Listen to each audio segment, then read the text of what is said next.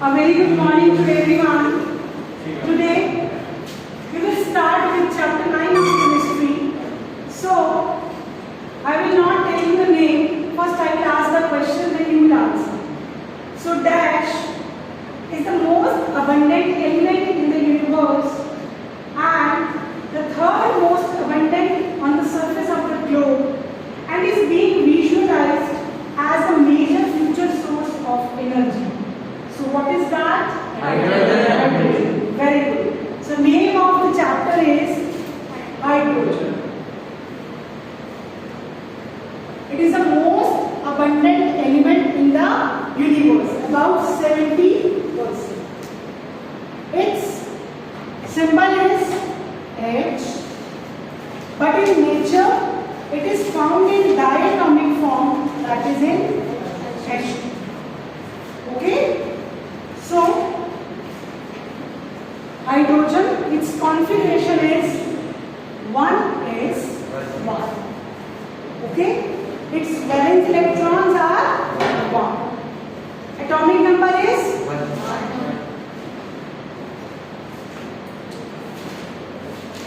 Next is about its position.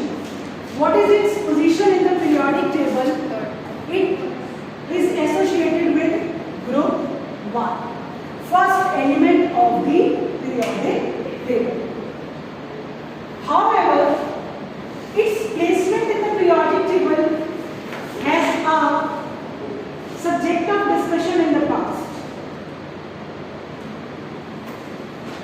Its configuration is 1s1, which means it has one valence electron and it only requires one electron to complete its duplex. Now, if I will talk about group 17, its general electronic configuration is ns2np5, which means valence electrons are 7. It also requires one electron to complete its octet, so it can be placed with group 17. But it is associated with group 1. Although it shows some of the properties that resembles with group 17. Like their ionization energy is very high. Similarly, the IU of hydrogen is also very high. But it also shows some of the similar properties as with group 1. So still no proper justification to its place is given. It is with group 1, but no proper justification is given. This is the major drawback of modern periodic table. Next, about its occurrence.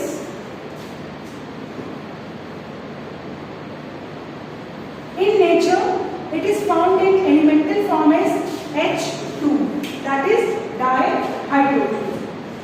It constitutes about 70% of the total mass of the universe in the solar atmosphere.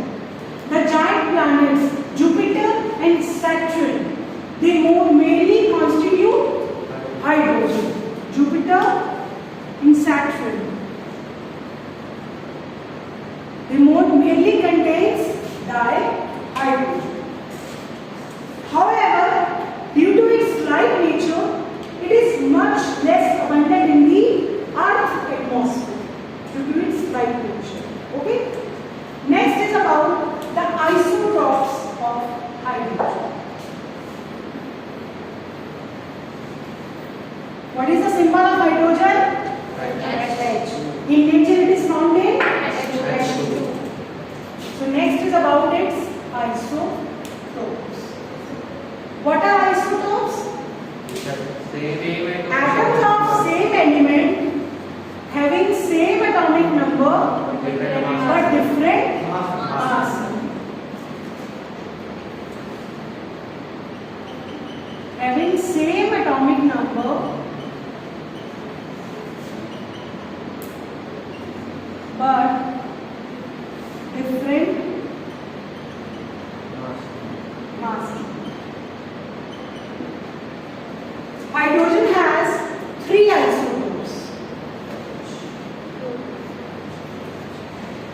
it has three isotopes: protium, deuterium, and tritium.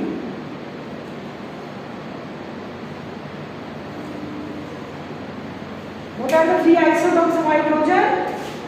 Protium, deuterium, and tritium. Fine. Its symbol is H11, which means its atomic number is 1 and mass number is also 1. It is H12. In some books, it is also like this. And it will be H13, T.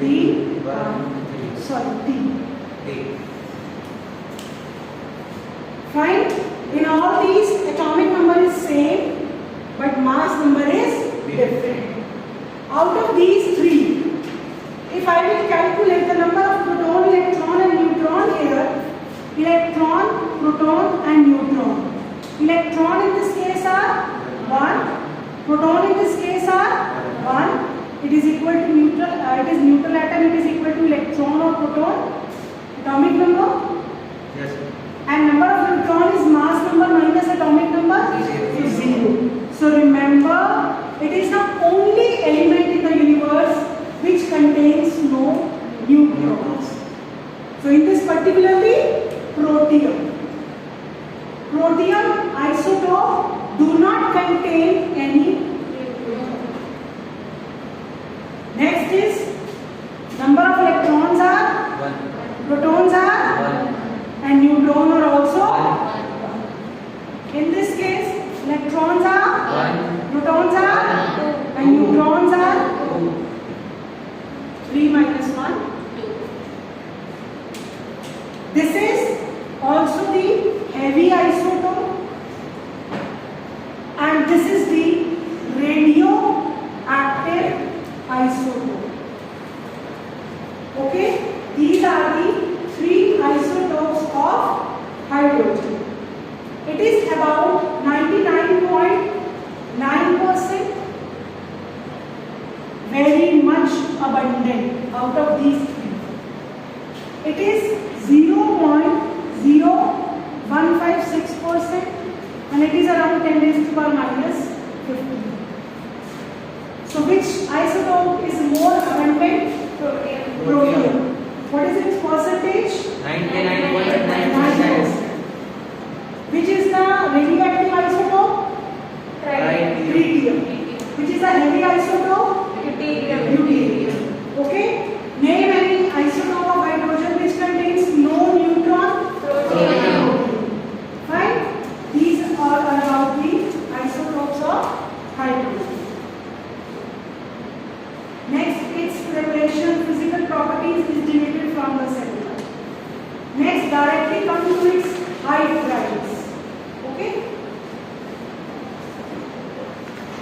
Next is about its hydrides.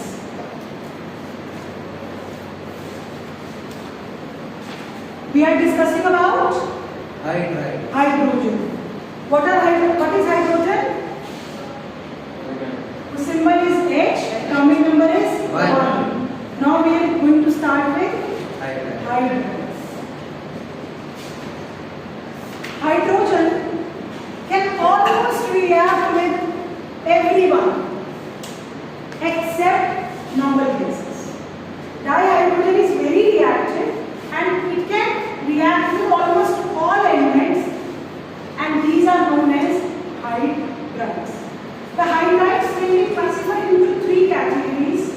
First one is ionic hydride.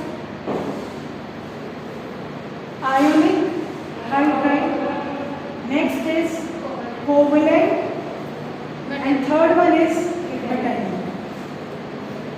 So what are the name of three hydrides? Ionic, covalent, metallic. Ionic are also known as saline or salt-like hydrides. Covalent also known as molecular hydride. and metallic also known as non-stoichiometric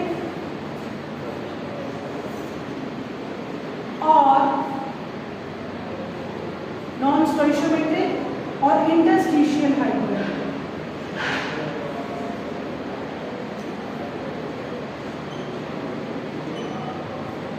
Okay. First I will discuss about ionic hydride. Ionic hydride, these are the stoichiometric compounds of dihydrogen with most of the S block elements. S block elements means group 1 and group 2. Alkali and alkaline are metals. When they react with hydrogen to form the hydrides is ionic or salt-like or saline hydride. Okay? See here everyone. Or the elements which are more electropositive than hydrogen. Like your sodium hydride. Like we have magnesium hydride, etc. Okay? So, these hydrides are crystalline, non-volatile means they cannot form vapors, and they are generally non-conducting. They have perfect crystalline structure in which the elements are arranged in, atoms are arranged in perfect order. Like you are sitting in a proper row in the class. Okay, perfect order of arrangement of atoms. They are non-conducting, which cannot conduct electricity in solid state. And they are also crystalline, non-conducting and they cannot form gas. Okay?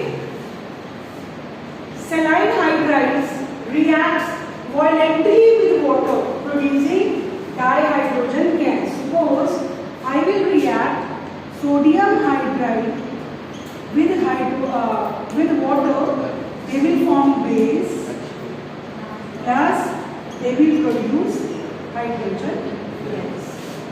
Okay?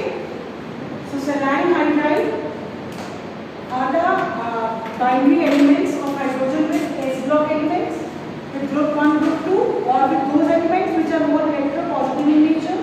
These are crystalline, non-conducting in solid state, and they do not form vapors. They react violently with water. However, lithium hydride is unreactive at moderate temperature with oxygen or chlorine, but it is helpful in making other useful hydrides, like it reacts with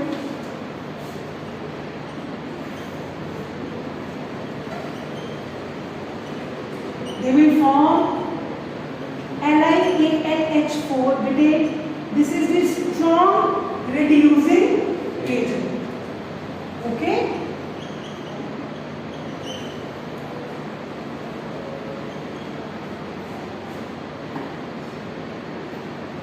It is the strong reducing agent. Lithium, aluminium, iodide. Okay? Next is about covalent or molecular hydride. Dihydrogen, when it forms bond with P block elements from group 13 to 18, they form the covalent or molecular hydride. They are further classified into 3 categories, that is electron deficient hydride,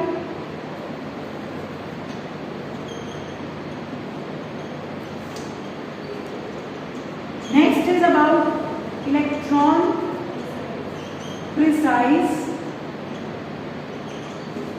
next is about electron rich. So what are the 3 types of covalent hydride? Electron deficient, electron precise, and electron rich. As the name suggests, electron deficient, which means there is a deficiency of electrons as expected by the octet rule, which means in this the central atom octet is not complete. For example, I am taking the example of boron hydride, BH3. It will form 3 bond with hydrogen, but if you will see, its octet is not complete. Still this compound exists. So these are electron deficient hydride. Okay? They generally form this hydride with group 13. Boron, aluminium, gallium, indium, thallium. They form the electron deficient hydride. Now precise means whatever we required is available to us. So with group 14, suppose I will take the example of methane. In this, it is having 4 bond, which means 8 electron. So its octet is complete. So group 14 will hydrogen form electron precise hydride.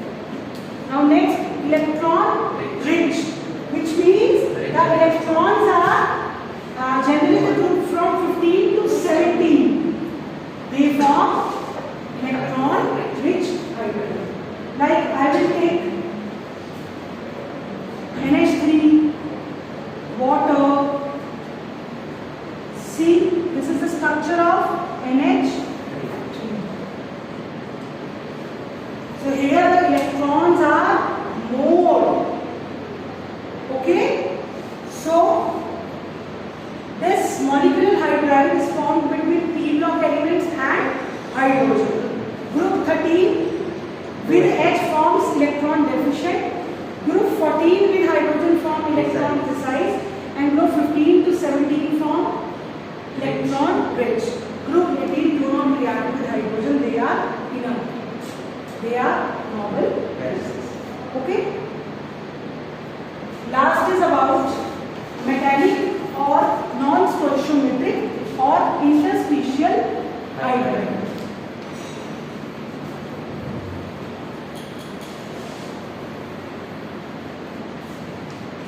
Metallic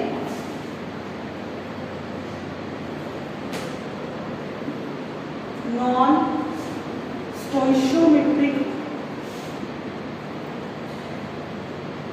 and interstitial hydride.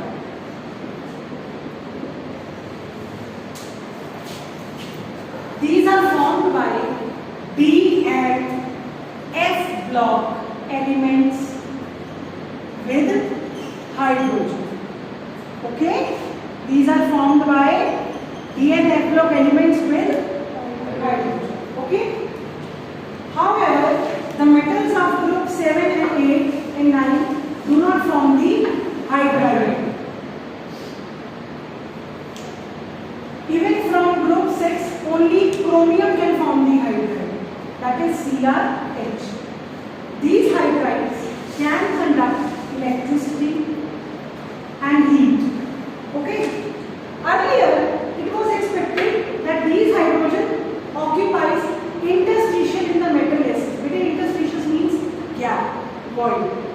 They occupy the void in the metal structure. Suppose this is any solid, and in this electron atoms are like this.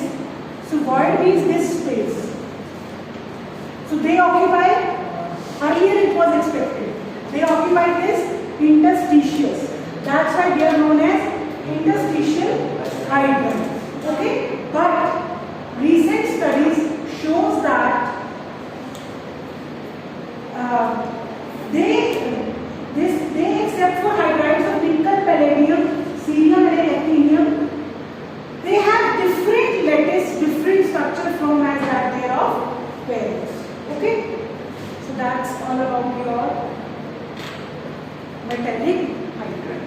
Okay? I hope it is clear to you all. See you in the next class.